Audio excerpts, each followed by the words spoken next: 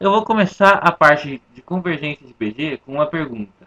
A soma de todos os termos de uma PG de infinitos termos pode ter um valor finito? Isso pode parecer estranho, pode parecer impossível, mas a resposta, por incrível que pareça, é sim.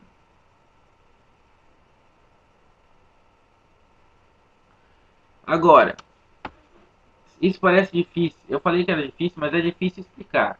A minha parte está difícil. Para você que está assistindo o vídeo, vai só facilitar. A fórmula vai ficar mais fácil ainda. Então eu tenho aqui uma PG. 2, 1, 1 meio, 1 quarto, 1 oitavo, 1 16avos. Se eu quiser calcular, ó, vamos calcular o 30º termo dessa PG. A 30 é igual a 1 vezes a razão elevado a n menos 1. O n é o 30 no caso. Então, a 30 é o que eu quero descobrir. É igual a 1, 2 vezes a razão 2. Para chegar no 1 eu tenho que dividir por 2. Dividir por 2 é a mesma coisa que multiplicar por 1 sobre 2. 2 vezes 1 meio, 1 meio é a razão, elevado ao n, que é 30 menos 1, 29. Então, o A30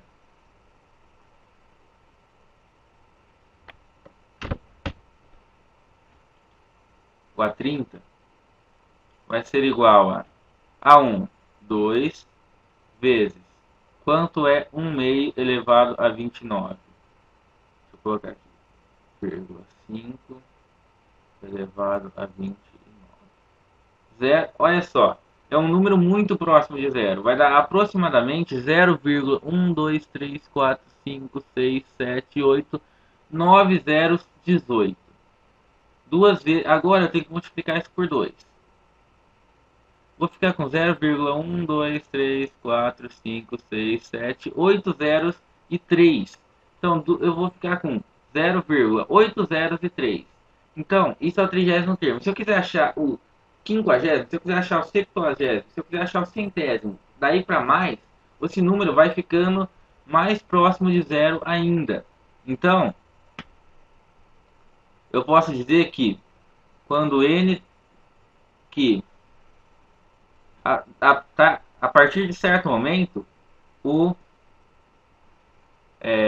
o AN vai ser igual a zero, porque tipo assim, lá no texto tem um exemplo um exemplo que eu dei que vai dar zero se eu der uma fração com um denominador de mais de 10 casas. Então, se eu fosse transformar isso para zero, ia ficar um número com 0,15 zeros, mais de 15 zeros e ainda um número de umas 7 ou 8 casas. Então, vai chegar um momento que eu posso dizer que o AN vai ser aproximadamente zero. O último termo vai ser aproximadamente zero, porque não vai fazer diferença se eu arredondar ou não. Não importa quanto que eu somo, vai diminuindo tanto, vai chegar uma hora, se eu for arredondar, por exemplo, a 4 casas decimais, não vai fazer diferença se eu colocar o 50º termo da função da progressão ou não. Então, eu tenho lá a soma dos 30 primeiros termos. Vai ficar igual a 1 vezes Q elevado a n menos 1 menos, n menos 1 não, menos 1 não está no expoente, n menos 1 dividido por 1, por menos 1, por razão menos 1. Ó, um errinho aqui. Não vai chegar uma hora que não o A de n vai ser igual a zero. Eu vou elevar tanto essa frase, eu vou elevar a um número tão grande. Esse Q elevado a n aqui, eu vou elevar ele a um número tão grande. Por exemplo, vai ficar, no nosso caso, 1 meio elevado a 50, por exemplo. Vamos colocar aqui no nosso caso. 29 vai ser aproximadamente zero. Então, o Q elevado a n vai ser aproximadamente zero. E não o AN vai ser aproximadamente zero. Então, se eu posso arredondar o Q elevado a N para zero, então vai simplificar a minha fórmula. Então vamos lá. A soma dos infinitos termos de uma função, de uma progressão, vai ser igual a A1 vezes menos 1 dividido pela razão menos 1. Esse A1 eu vou multiplicar pelo menos 1, vai ficar menos A1 dividido por razão menos 1. Agora, não pode confundir essa fórmula aqui, a fórmula da convergência de PG infinita, que é quando eu tenho a soma dos infinitos termos de uma PG, com essa fórmula aqui, que é a fórmula da soma de uma PG, soma dos termos de uma PG, mas é para uma PG finita. Então, eu não posso confundir quando eu vou usar essas duas coisas. Quando ele estiver pedindo a soma, eu uso essa fórmula aqui. Quando ele estiver falando alguma coisa sobre convergência de progressão, eu uso essa fórmula aqui. Então,